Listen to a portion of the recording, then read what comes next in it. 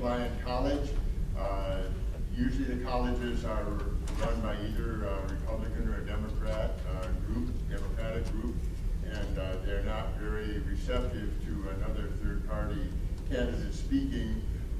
Here they allow me to do so, which shows that they have a level of maturity beyond what many schools have.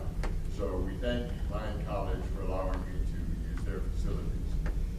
And I want to thank my wife Donna for all the support that she's provided to me in my passion to try to help my country. Okay, let me introduce myself. I'm Ken Cross. I'm running for the office of President of the United States as a third-party candidate, and my slogan is a better way. We'll start right in with solutions to real problems. That's what I said we would cover tonight, and I'll start moving on the first one right now, and we'll take them right in order. The first one's a very significant one, national debt and deficits. We'll define a deficit quickly. A deficit is the amount you are short, let's say for a given year, of paying your bills. And the only way you can pay your bills is by borrowing. So you have a deficit and you borrow to pay the deficit. The debt is the accumulated amount over the years of all those deficits that you were unable to pay your bill and borrowed to be able to pay your bill. So here are some facts. The facts are that in 1980, and I was watching this whole war develop because I was born in 1948. But in 1980, we had $1 trillion as a nation in national debt. By the year 2000, we had $5 trillion of national debt. That's a 5 times multiplier in 20 years. From 2000 to 2008, during the George W. Bush years, the national debt doubled from 5.5 trillion to 11 trillion. And in the years of Obama here so far, we've gone from 11 trillion to 19 trillion.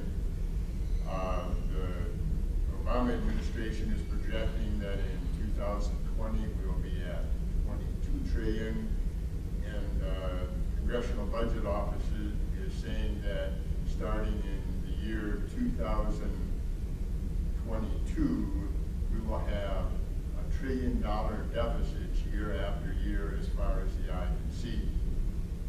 There are major implications to those. I'll get into those implications in just a second. But Thomas Jefferson said, and he was one of course, founding fathers, and he said he placed the economy among the first and most important of Republican virtues, and the national debt as the greatest of dangers to be feared. He studied history. He saw democratic societies rise and fall, and he knew that the major cause of them falling was economic collapse by running up large debt. So this is the way we're headed now at a very rapid pace. The other issue that's coming on here that's major that a lot of people haven't thought about, great significance, is this. In the mid-1980s, Ronald Reagan raised the Social Security payroll taxes to cover the baby boomers for a longer window. And we paid more of that money in. The government was not being able to pay their bills, so they were borrowing from other countries. But this pool of money was gathering in the Social Security Trust Fund. So the government said, well, why don't we just borrow from there as well? We'll give them special series bonds, and we'll borrow the Social Security money that the baby boomers have set aside for them.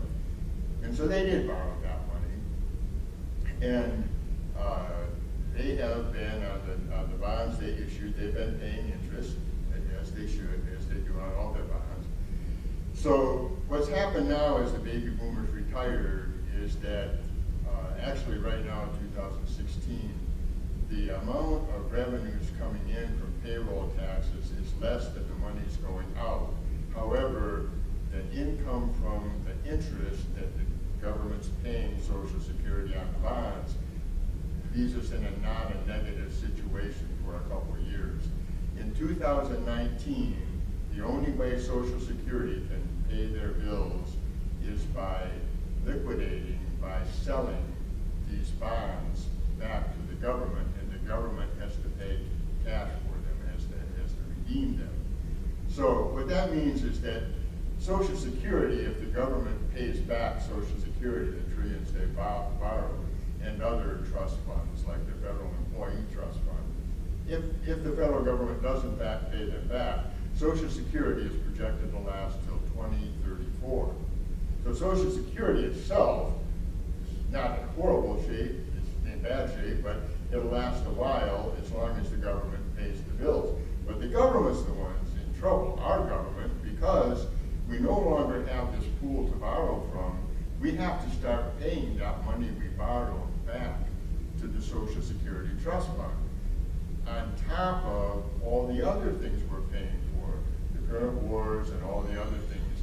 And we're running deficits on those now, and as we have to pay back as a nation more and more of the money to Social Security, in all likelihood, the deficits will increase greatly, and the debt will begin spiraling rapidly higher and higher.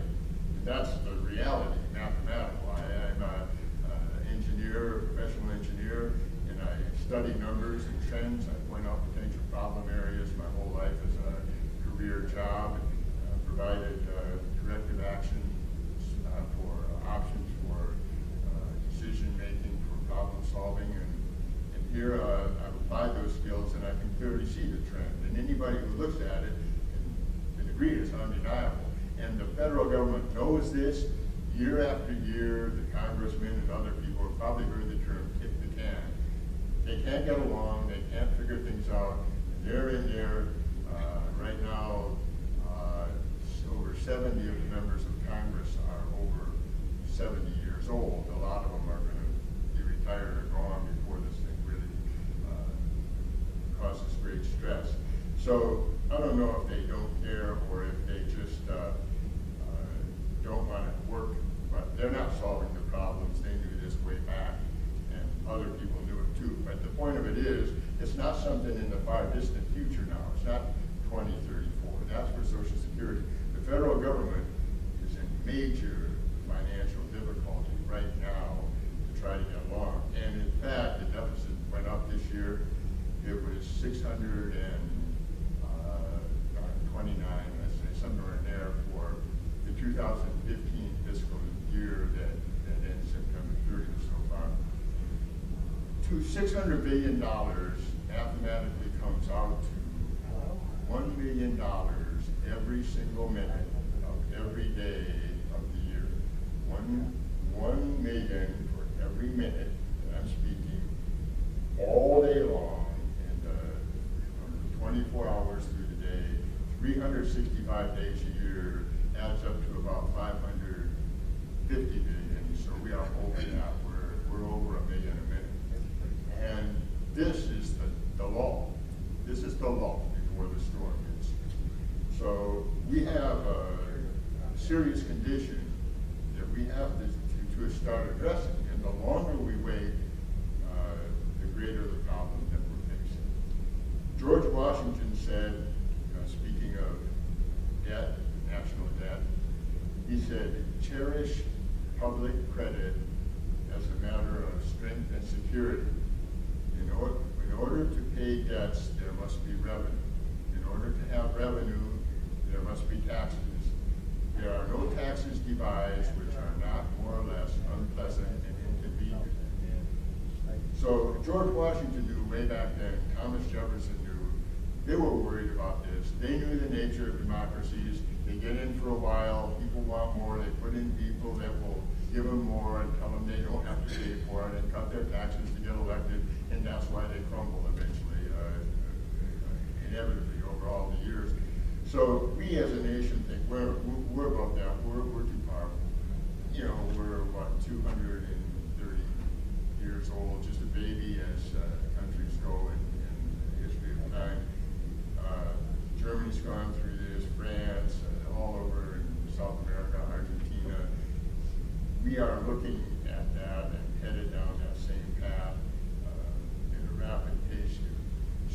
but there are things, and I want to indicate that there's no hope. There is hope if we start doing things that we need to do. And the thing we need to do first off is to balance the budget. Balance the budget. Merely pay our bills. That's very simple. All we're asking the government to do is, however they do it, get enough money to pay for what they're spending. Spend less or get more, but balance the budget. Quit running this country by borrowing from communist China, which we're doing, from even Russia, from the Caribbean, from Argentina. They buy our bonds to finance our government because we can't pay our bills, okay? I'm going to sidetrack here to a point. Donald Trump in business has gone bankrupt. He has done restructuring, saving $55 million. But in the process, when he did that, part of the restructuring left him where his revenues exceeded his expenses. So he was able to keep going, even though the debt was relieved. Countries can't do that. They can't do that. You can't go in when, like he said, I know how to handle debt. The minute you indicate that you will not repay your debt, or the interest on that debt at least, nobody will lend to you. Nobody will lend to you anymore. And we don't bring in enough money to pay our bills, our contractors and Social Security, our military personnel and bill. We don't pay our bills. That's what deficit means. So we have to be very careful. The Greek bonds were below 2%, just like ours are. They're about 1.7 now. In 3 months, when the Greeks could not pay even the interest on their debt, and investors that had money around the world and countries would not loan them anymore, that they couldn't pay their bills. In 3 months, the interest that Greece had to pay to get any money went from under 2% for the short-term bonds to over 100%, okay, which would eat you up in no time. So they needed to be bailed out. And fortunately for them, the European Union came in with cash for them. The United States did through the International Monetary Fund. They're big enough forces to bail them out, to get them kind of through this. But they've suffered a lot in the process, and they're still suffering trying to get through it. There is nobody big enough to bail out the United States of America. There's nobody big enough. The IMF isn't close, and Europe isn't close. They got their own problems. So we cannot go down a reckless road that says, oh, we're going to go in and just stop paying people we owe money to. We're going to stop paying them. We're going to stop paying the interest.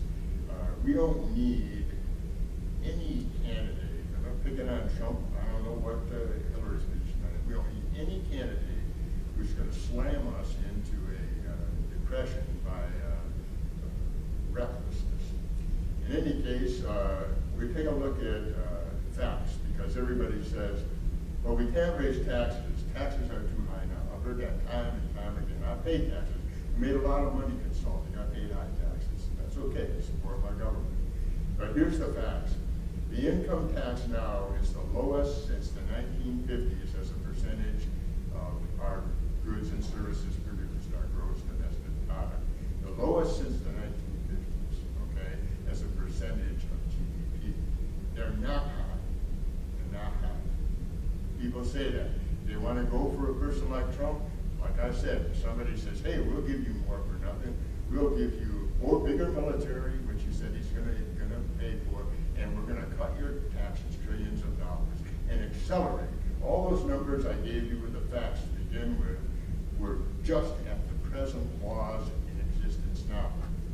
That's not with either Hillary or Donald, either of which will accelerate an economic crisis. Donald with the tax cuts and the heavy military spending he said he's going to do, and Hillary with her intention to beef up social programs. I read the AARP article where she's planning to expand Social Security and significantly and beef it up, which unless she's going to raise taxes enough to do it, again, you're not paying your bills. Everybody loves that in the short term. Hey, give us more, Give us more and don't charge us for it. And in the meantime, who pays?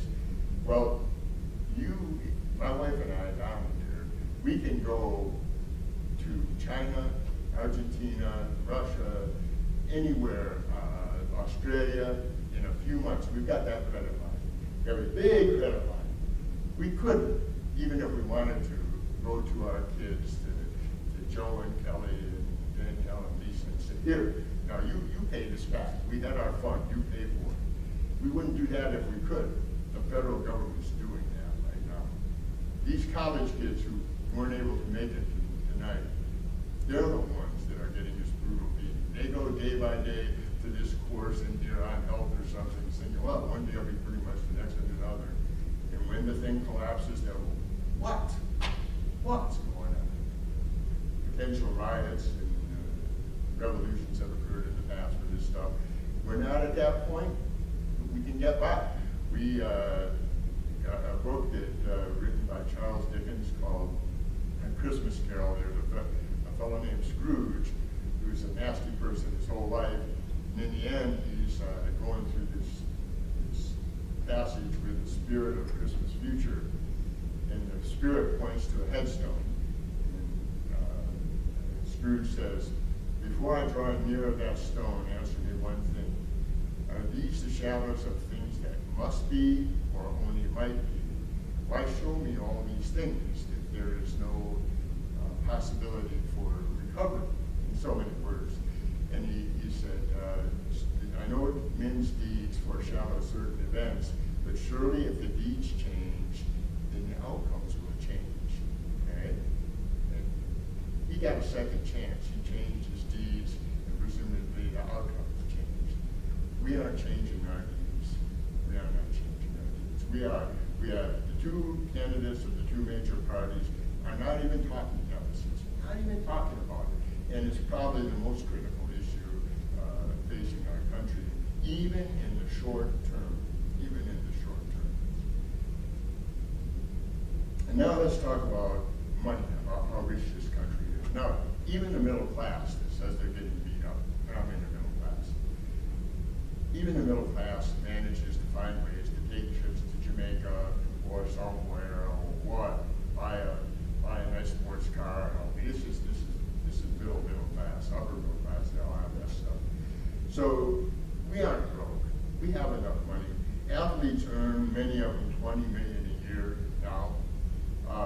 If they did by my tax plan, which is coming up, and they paid about 30% of $20 million is $6 million, and somebody would say, whoa, you're going to make one person pay $6 million?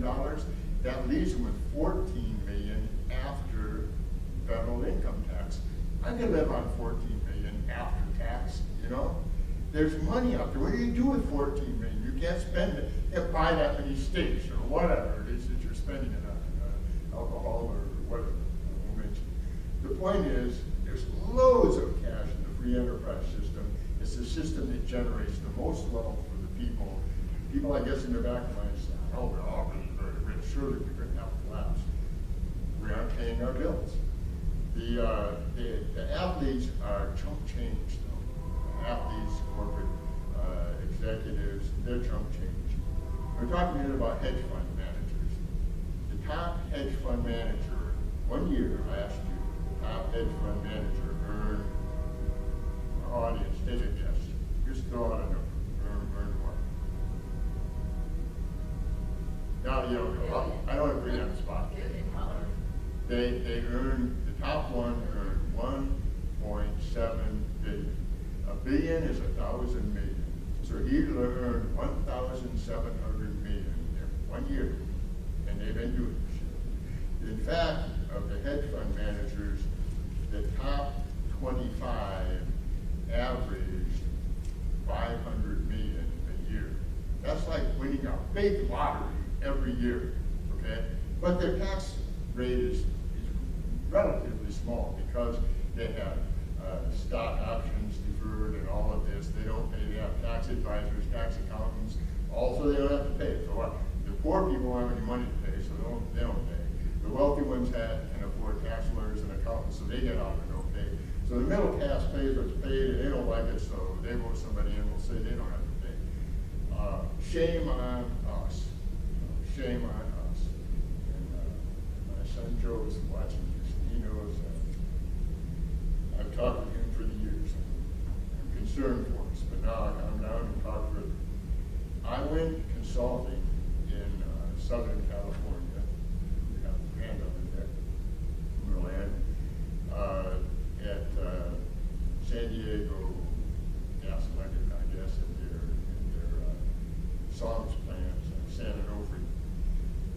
And I stayed at a place called Dana Point.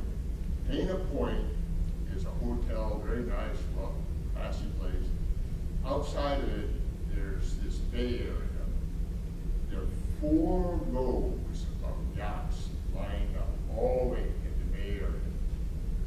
Never in the evenings when I was there, never did I see more than 1 or 2. Never. On the days off, I thought, surely I will see these yachts go out, go in the sea, and go for fun somewhere. And I wondered, I don't know why they buy them. I guess they just got a lot of money and say, hey, I got a yacht, you got a yacht, I'm gonna go buy a yacht and park it out there. We are not a poor nation. We are not a poor nation who can and should not pay our bills, who should not balance our budget. Shame on us for selling out our children. Okay, how to balance the budget. The first way is by graduated flat tax. Exceedingly simple. All that junk that's in there and write-offs and loopholes, gone, okay? Some of the favorite write-offs of the middle class are gone, but the taxes for the lower people and the middle class are lower on my plan, and it's simple to understand and fair. Here's what it is, simple. Every person, even Bill Gates and Warren Buffett, pays 0 on the first $20,000. Nobody working pays tax on the $20,000. Nobody. After 20,000, from 20,000 to 100,000, the tax is 10% on a per person basis. Okay, every person's taxed separately. So if a person made 40,000, they were paid nothing for 20,000 of it. That leaves 20. 10% of 20 is 2,000. So for that 40,000, they would pay 2,000 to support their government, but they would have 40,000. Even if you made 100,000, 80%, 10% of the 80,000 between 20 and 100 is 8,000. So even if you made $100,000, you'd only pay 8,000. That's a fair amount to support your country so you don't sell out austerity. So, and the nice part about it is, since it's individual, let's say a person made 60,000 and his or her spouse made 20,000. Well, the spouse is still 0 on the 20. It doesn't factor into the other person's 60. So the 60, the first 20 is not taxed. The 40 is. 10% of 40 is 4. So they pay $4,000 on that plan on his 60 and her 20, which is $80,000. Real easy. That's all almost anybody listening to this has to know, because they're either making less than 20 or they're making somewhere less than 100,000. Okay? And that should make them happy, it's clear, and there's no, even if they don't have the mortgage write-off and this write-off, they pay a simple, easy to calculate, fair amount. They know everybody's getting taxed the same way without special deals, especially the higher income ones, like hedge fund managers or even the baseball players, because they have it's this whole burden of tax lawyers, tax accountants, and consultants to escape taxes would be saved as a burden to society. Ironically, I went to MBA courses at the University of Michigan after I graduated from Michigan State, and I stopped that. I was in the middle of a divorce, and it was rough on me. I quit, and I developed a partnership. So I never finished my MBA. But when I was taking my MBA, I looked in the syllabus, and it said right there, boldly it said, corporate taxation with an emphasis on corporate tax avoidance.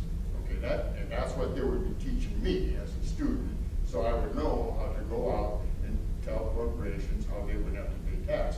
So ironically, I'm a middle class kid, or bored of middle class. I come up, work my way, save some money, get some money to go to school, only to find a way, when I go into school, how to cheat the middle class, you know. But irony in all of that. Anyway, the graduated flat tax would be looked up at my website, 10cross.com. But it is beyond that 10% on, well, effectively 8% on the first 100,000. After the first 100,000 on amounts between 100 and 200,000, on those amounts, they would pay 20%. Not on all their money, because they still get the first 23, and the next up to 100,000 is 8%. But they would pay 20 on that amount over. And above 200,000, they would pay 30. In the 30s, the highest anybody would pay. Okay? So there's a time in this history of this country when the tax was 90% income tax. There was a time. Nobody said, I'm not saying that certainly, and we can pay our bills if they would just pay 30%. They don't pay 30% because we got this system of lobbyists go to the Congress and write in another deal to let people not pay taxes. Shame on the way we run this country. Okay, let's say this. I would say some minor changes to save Social Security, to save money with Social Security. So what? There has to be some, I told you, cost savings. There has to be some spending increases. The graduated flat tax will bring in some more revenues, some cost savings with Social Security by raising the early retirement age from 62 to 64. Okay? Now, people live longer, they have better health. That's one reason you could do that. It was once up higher and was moved lower because people wanted to do that since 1965, but I don't know the year. But anyway, do that, move that from 62 to 64, and the highest rate was full retirement at 67, which it is now gradually progressing to, but I think that's 67 as of 2020. Minor changes to save Medicare. I don't want to get too much into detail on that because I'm really passing a lot of time here quicker than I want. The next would freeze military spending. Everybody goes, whoa, we're talking about who's their military spending. Here's the facts. China pays $230 billion a year in US dollars for their military work, for their military. Russia spends 70 right now. Between the two of them, they spend $300 billion. We spend $600 billion, double what they put together are. Plus, the wars are a separate account we're paying for outside the military budget, so that people think we're not spending so much on wars. They're offline of the military budget. So yeah, freeze military spending. Does that mean freeze pay? Of course not. Of the $600 billion, only $150 billion goes to military personnel's salaries or wages and their retirements. You could raise them even 10% to a thing of 165, and that still leaves about $450 billion year after year going into the defense industry. I mean, that's where it has to go. I mean, the government only pays for its personnel and for things it buys, whatever it buys, bombs and other such things as that. That's a lot of money going year after year. Just freeze it at that, you know, and they can manage. They'll know how much. I've been in meetings, coffee shops where some old military guy says, yeah, we always wondered what gadget they were going to come up with next. We were eager to see what they didn't even ask for or what are you going to be looking at. They're ahead of the game trying to find things to keep getting Congress to pay for it, and of course Congress is glad to do it because it brings jobs to their local communities and so forth. One of our great presidents, a Republican, Dwight D. Eisenhower, said, watch out basically for the developing military-industrial complex. Well, it's here, but it's military-industrial political. We have Congress telling the Pentagon they have to buy things that the Pentagon doesn't even want because it boosts the economy and they're powerful. They're of their own state. All sorts of mess that we got on our hands that needs to be straightened out. Pass over some things because I need to get some other stuff too. There's other topics that need to be addressed. They can be dealt with simply, should be dealt with. Immigration.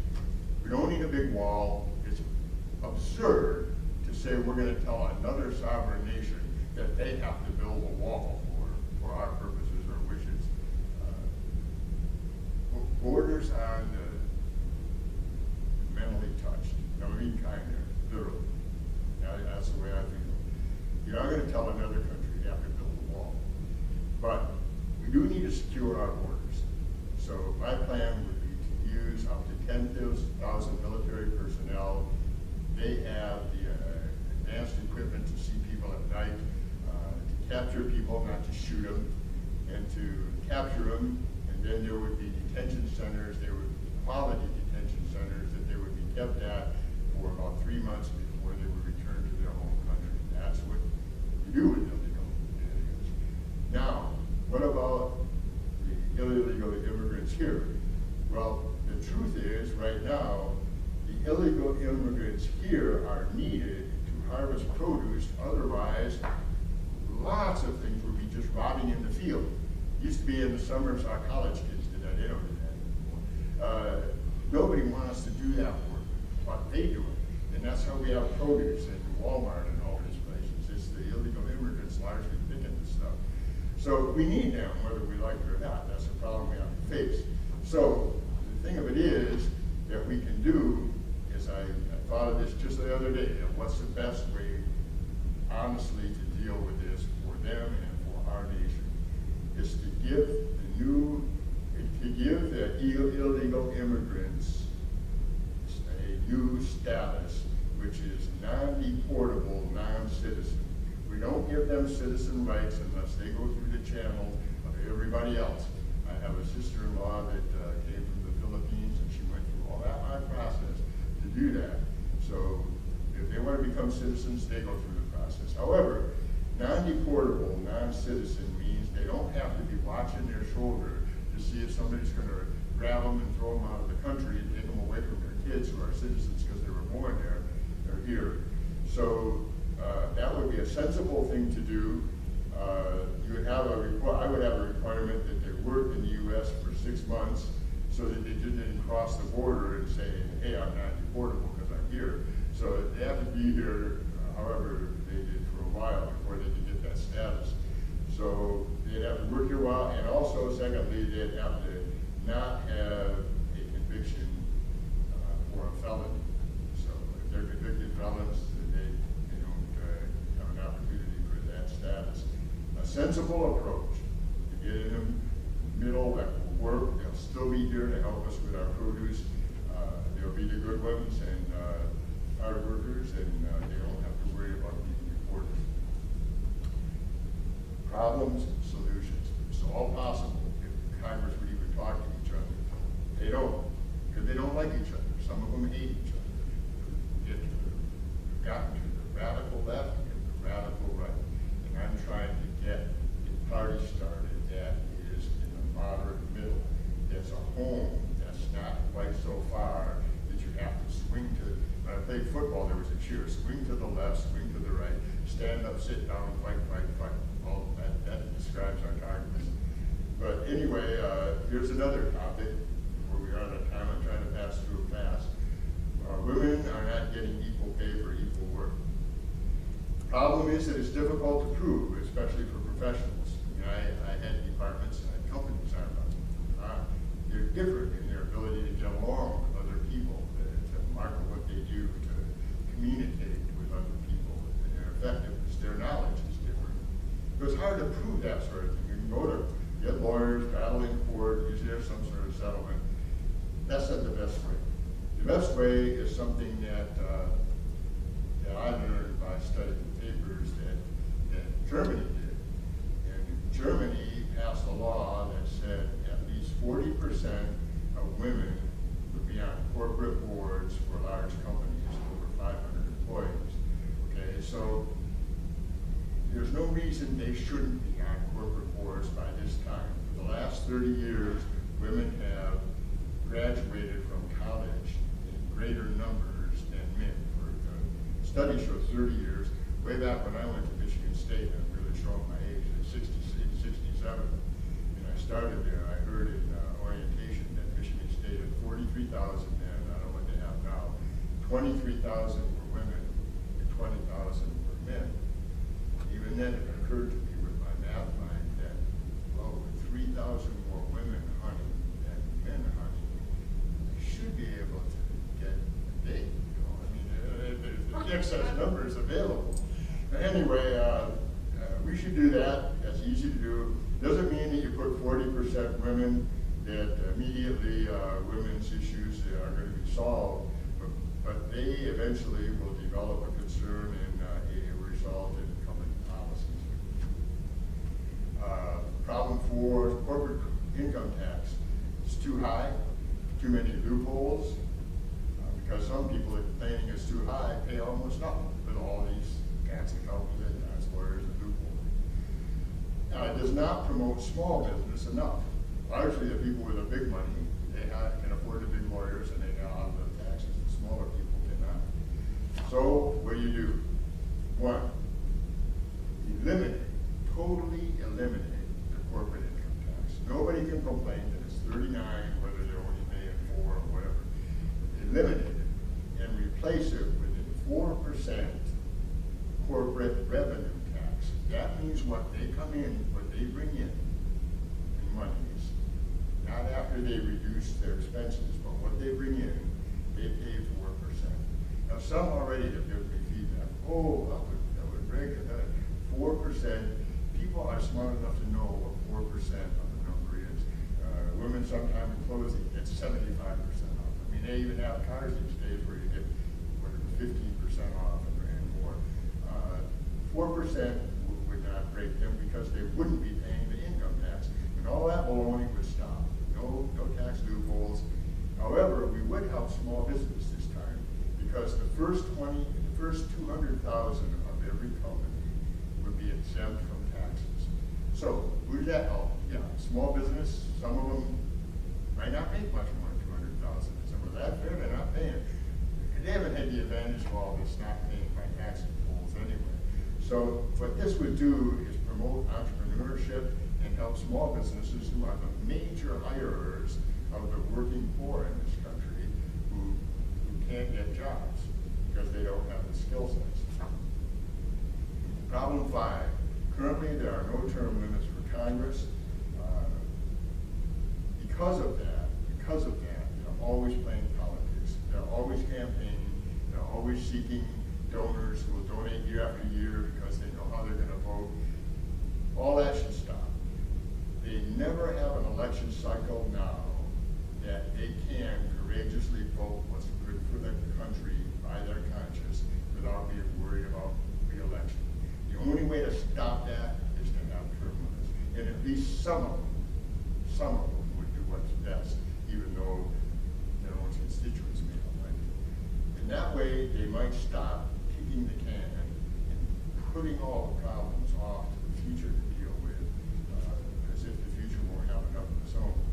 My limits would be senators limited to 2 8-year terms, House of Representative members limited to 4 4-year terms, and there would only be elections every 4 years with presidential elections.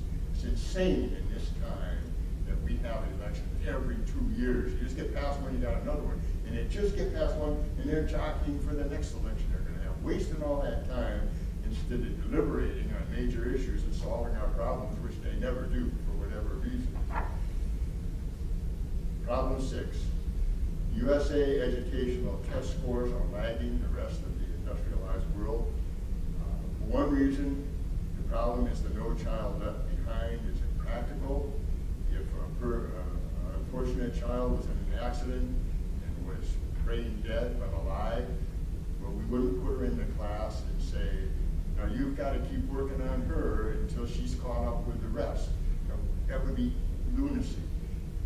It's a matter of degree. We have specialty teachers who study dealing with the special students, and they should deal with those special students. It's better for the student, it's better for the families, and it's way better for the regular class. 2 children who are teachers, both of them have had one kid at a time or another that took 30% of their many from attending. Well, many didn't attend from this college, from Lyon College.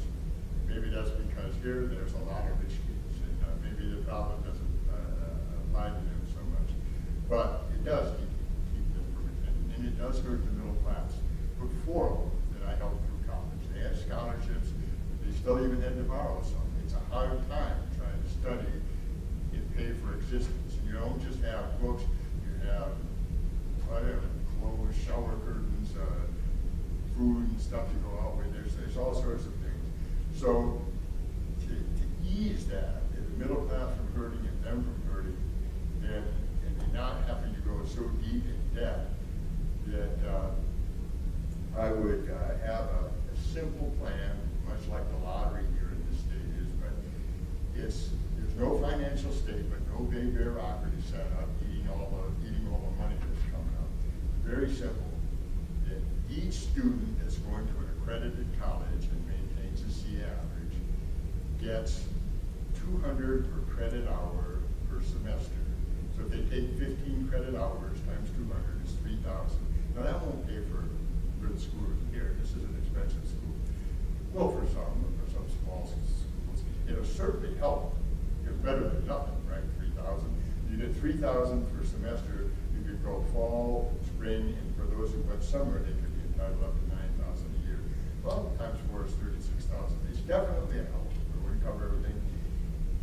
The cost of that would be about 120 billion, and we blow more than that, in my opinion, on things that don't even need to be done. They were taking this in the paper as a matter of pride that the Obama administration had really been diligently doing its work to help do whatever they're doing over in Syria.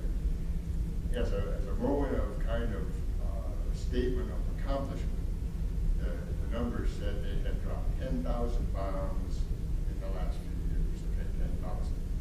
Shake our heads, 10,000. We had 2 airplanes in a couple buildings, big buildings, collapsed them, rattled on a nation. There's a couple airplanes, about as big as the bombs were dropped, in a couple buildings. We dropped 10,000. But the only thing we have in common with Russia is Russia was bombing Syria at the same time. France was bombing Syria at the same time. We bomb on some guy's wife and kids, all destroyed over there. They don't even have water lines. They don't have places to sleep. Big immigration moving everywhere because they can't live there anymore because everybody's bombing them. And then one of them goes crazy and shoots up a bunch of innocent people. We say, boy, those Arabs are crazy. They look at us and we have a maid, somebody for no reason goes into a theater here and goes down people who doesn't even know for any reason. Everybody's such crazy, it seems to me. But only to say that that's something that could be done easy. It would be very helpful and actually help the students, the middle class. And what would it do? We have 5 million job openings just in the last paper, and we have a 9% U6 unemployment rate. That's the one that should be counted. That's one that counts people who are discouraged that aren't working, and it counts the people who have part-time that would like a job. Of course, the U3 is going lower. People say, can't figure it out. Why aren't we getting wage growth? Because the people working part-time are just working a few more hours. I mean, that doesn't compete to bump up the wage competition to bump up wages. So, but anyway, that would serve that purpose, and we'd have more people contributing who would like to contribute. And in addition, the poorer sections of the country who give up hope, go into drugs and become a big expense in prisons and all that, they knew they could get a college education and put forth the effort. And I didn't get this idea on my own. A millionaire a number of years ago went to a small school in the inner city, told when they were in the 1st grade, they told the parents, the teachers, and the kids, he did, that if that class all could get into an accredited college, he would pay 4 years of college for them. To test it, because he was rich. They all did, 100%. No, not 92 or 98, 100% of those kids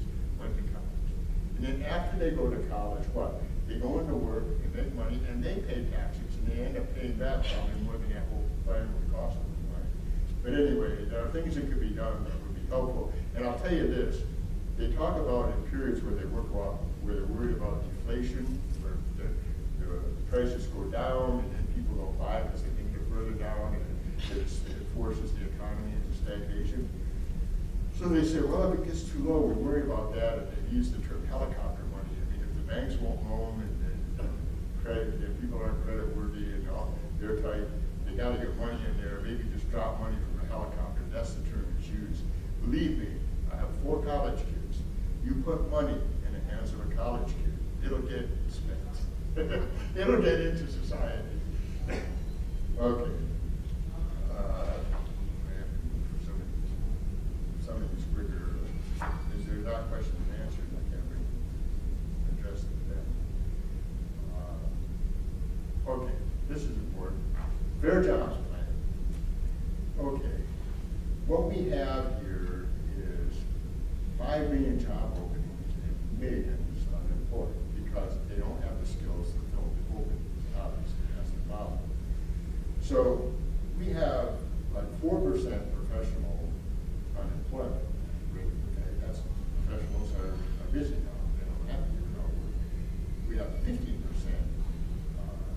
of the unskilled unemployed. Okay, they're trying to are on welfare, which is some of my more right-wing buddies say that, you know, that just kills them that their country's paying for. What are they going to do? Rob banks or what? We can't.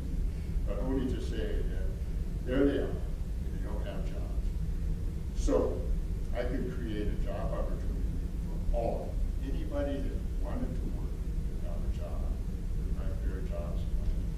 What it is anyone being paid gross wages of $10 or less, any amounts $10 or less, the business owner, the small business, the biggest hirer of the skilled employee, would get repaid the whole gross wages from this state reimbursed by the federal government. It wouldn't even cost a lot. It'd be $80 billion. We spent $700 billion bailing out the banks.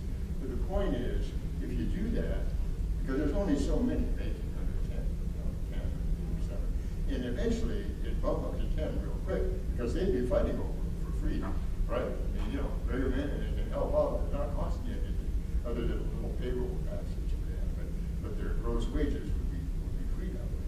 And the people, there would be signs help wanted all over the place. The farmers, well, why not? We can get help for that price. And so that would stimulate the economy. They would have money and they would spend it because they need that money to be surviving. So that would be a good plan. It wouldn't cost very much. Benefits, it'd be fewer on welfare.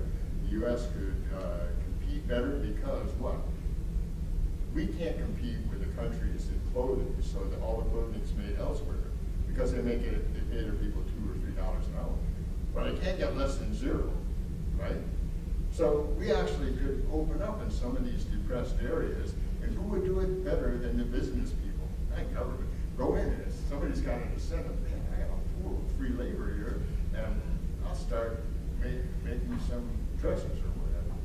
So you turn that entrepreneurial energy loose, and people would have more money, which would stimulate the economy, personal consumption expenditures, and small business would grow. Problem 8, there's insufficient growth in the economy, has been for a long time. There are 4 components of growth.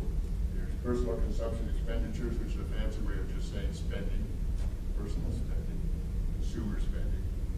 So it's people buying things.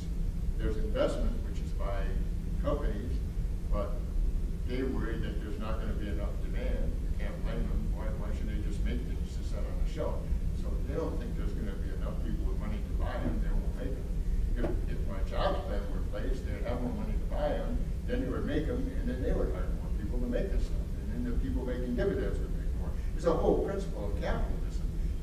You build and everybody grows. It isn't taking away and redistributing from rich to poor. It's making the poor richer and the rich richer. If that free enterprise and capitalism work. Anyway, the other is government spending in this time of negligible interest and serious problems with bridges, ports, roads, and we don't have high-speed railways. There's all sorts of things we could spend something on that would stimulate good construction jobs, and we could do it. And with my corporate tax plan, instead of a crummy $200 billion for all their complaints about a 39 all the revenues we get is $200 billion. Personally, income tax, we pay about $1,400 billion. Okay, so the businesses aren't paying that. But anyway, getting back to the point, they pay that 4%. The 4%, even with the 200,000 deduction, should yield about 600,000 more, about 800,000 minus a couple. So 600 billion. 600 billion more. So you would have money to apply to needed infrastructure projects. And the next one is net exports. And just like I said with clothes, if we exported more because we were making clothes and we didn't import as much clothes, then the net export's not as negative and as big a drain on the economy. Okay? And right now, net export is negative on trade, and it is a drain to growth. That's a true statement. It's not about the only thing Trump said that I can figure out this accurate so far. Okay, national security problems. Here's a big one. Okay, every president goes in saying that they're going to strive for peace, calm things down. Years later, there we are again. Same issues, same power, same places, and then escalations. Why is that? The big defense contractors, they contribute heavily to both Democrats and Republicans. They got somebody in their pocket no matter who wins. That's the reality of the situation. And that, all the administration stuff, they wield and deal, they have the big parties, money coming out their ears. That's the reality. Nobody likes to hear it. That's why we're pouring in $450 billion into that industry. And if we didn't have a place for it to go, what we would do, we'd have to lay people off and stop making money. We need to bite the bullet on that and endeavor to have peace where possible. Jesus Christ said there'll always be wars and rumors of wars. I believe him. I don't say there won't be wars. We will have to fight wars. And if I were president, there may very well be some wars that I would have to get involved with. But that should not be the first resort. That should be only the last resort. When détente, deterrence, containment, all other measures of trying to achieve peace are exhausted first. And thirdly, with national security, right now there's a problem with North Korea, nuclear testing. I don't know if Hillary said anything. I apologize to her if she has. I haven't heard it. I don't know what her plan is with North Korea. I know Trump's. I'm not just picking on Trump. He's louder, I guess. I don't know in the news. I see him. He says that he's not going to tell the plan. Okay? He's not going to tell the plan because it would affect his negotiations. It would affect his strategy to deal with it. So he's got to keep that secret. If you had a yard with a bunch of exotic plants and a bunch of leaves fell, and you wanted a contractor to come in and get rid of all the leaves but not touch your precious plants, okay? And you said, okay, well, what method are you going to use? What equipment? Well, Hillary liked her middle class income tax. Well, I'll tell you after you pay me, you hire me and pay me, then I'll let you know, okay? And she says that about her tax. Let me president, then I'll tell you what I'm going to do. We need to know now, okay? Trump's even worse. He says, no, I'm not going to tell you. So it's like, you don't know. Are your plants going to get wiped out or not? It's going to come one big machine and back it through. We, the people, own this country and run it. We, the people, the preamble of the Constitution says, we, the people of the United States of America, in order to form a more perfect union, establish justice, ensure domestic tranquility, provide for the common defense, promote the general blessings of liberty to ourselves and our posterity, do ordain and establish this Constitution for the United States of America. So, we the people, that's not a dirty word that the people want something, it's not a communist term. We the people started this country with certain protections that we put in the Constitution for us and certain rules. But who is somebody we hire, basically?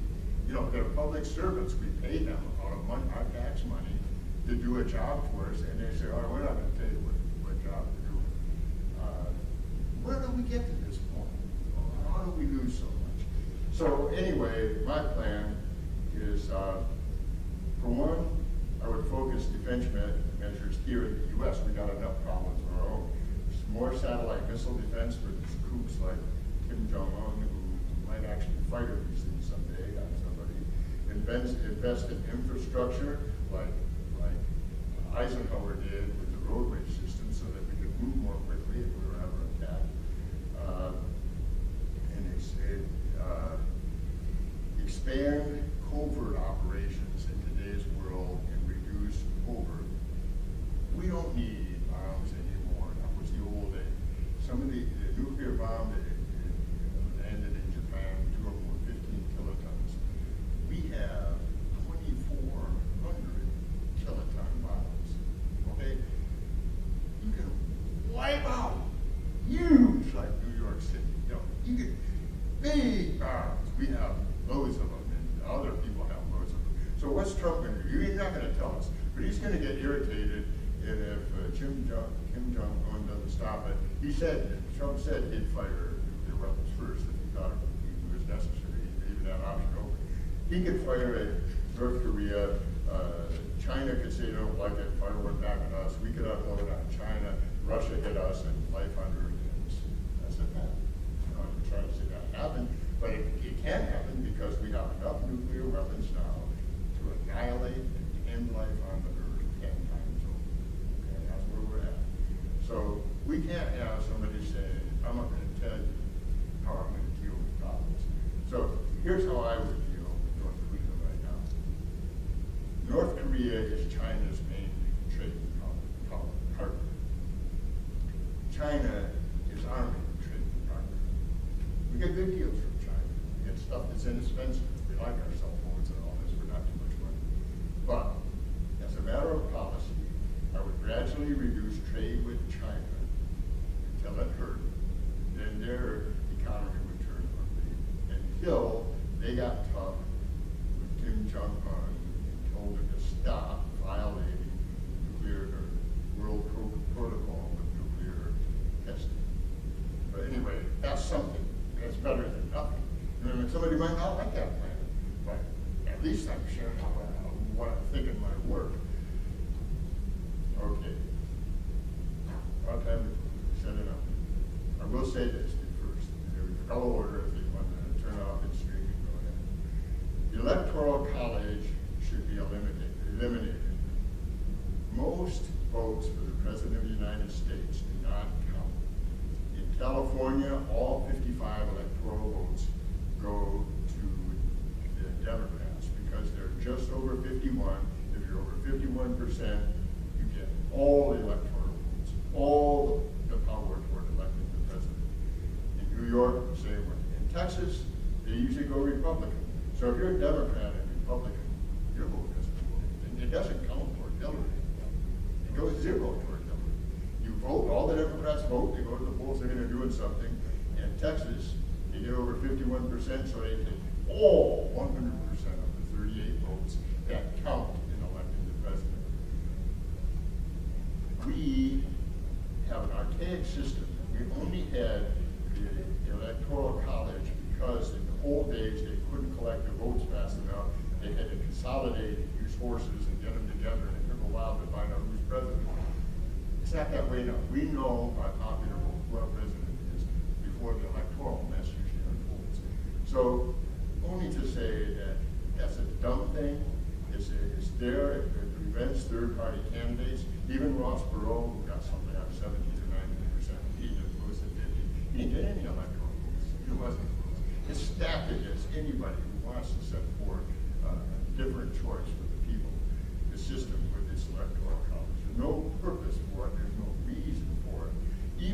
states like Texas, where the Republicans get it, once they pass 51%, all that's wasted anyway. They go to 75%, so what? All those votes don't matter. They had it when all 38 when they passed 51. So all those votes could have been in Florida where they were needed, because that's a toss-up state. And they're not stupid about that. Property in Florida, boy, it skyrockets in recent years because it's been a toss-up state. And both the Democrats and Republicans getting in there and getting residency somewhere early enough to try to tip that state, because it's on a teeter-totter going either way. So is Virginia, and so is Ohio. So 3 states or 4, maybe 5, always choose our best. California never does. New York never does. They know how they're going to be. They count those. They vote those. They know Colorado's going to be Republican. They know Texas is going to be. They all know that. So they all focus in. And you watch the election time. No election days. We're watching Florida and we're watching Ohio because there's a balance in that state. So what is this? Every person of age should get a vote, and every vote should count. That's the popular vote. No justification for this junk system that eliminates competition. And that's why it's still in place, because the 2 big parties want all the barriers they can get to any other possibility coming up. Okay. So we need a constitutional amendment to replace the Electoral College with popular vote. Simple thing to do, should be done right away. People should be angry, all the Republicans in New York, they should hear that. They know I'm telling them the truth. They're voting nothing. 0. Nothing. They might not get out of bed, they might say, oh, I'm going to go to the polls. He's 0. Same with the Democrat in Texas. I have more. You have to go to my website. I've taken this 3 minutes past. I don't like going over my time. I regret that I didn't have a bigger audience. I don't step back from issues. I'm not afraid. I will address that and address that. Some people have said I make a lot of statements that are accurate. I have stuff to back my statements. Here's the thing. We have people fighting. We don't act like we know it here, but they're still fighting over there in other parts of the world and dying. They're away from their wives and kids, and for one, and they're subject to risk of death and danger. So they're over there giving themselves for the country. We have people in our history like Nathan Hale, who just before he was hanged by the British, was a soldier in the Revolutionary War, said his only regret was that he had but one life to live for his country. And Patrick Henry was on Lord Congress when he said, give me liberty or give me death. We lose all that stuff. All the people who say we would never have our military dictatorship here, all the people who say that, they never have. The minute there's chaos, the minute they don't have jobs, they can't pay their houses, they're lost, their kids can't get things to eat, eventually even anything that gives them a chance of some order is proven over and over in history. Even some countries who never believed in communists take over. We wouldn't do that in this country. There's too much of an aversion to that. Well, military takeover is quite possible. Like in Egypt, things go bad, riots, severe riots, and the military would step in, would do martial law to get death. You might well have to have that. So, regrettably to me, all this peaceful stuff that the students missed tonight because they were too busy affects them in their future. Not the 11 congressmen who are 80 years old, like Orrin Hatch or somebody. I mean, he applied himself for his country, but he's time to let somebody else step in. He's fixed in his ways. He knows what he wants. They know he's going to vote. Get out of the way and let somebody whose future is at stake. He's already passed his projected lifespan as it is. But having said that, I have much more. Go to pencross.com and read it for entertainment and nothing less. But regrettably, much of what I said is most factual thank you for viewers who streamed in. I appreciate you. Thank you for your 2 days. Goodbye.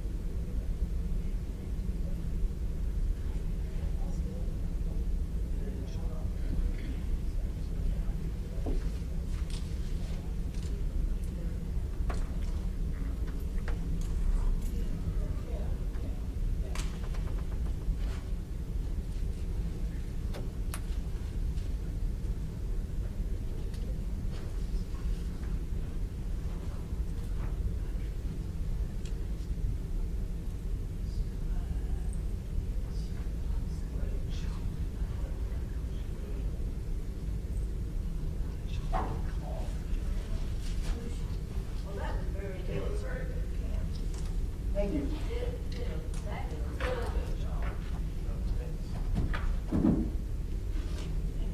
A lot of these things alive, like, I've watched it, like I said, I've lived a life watching things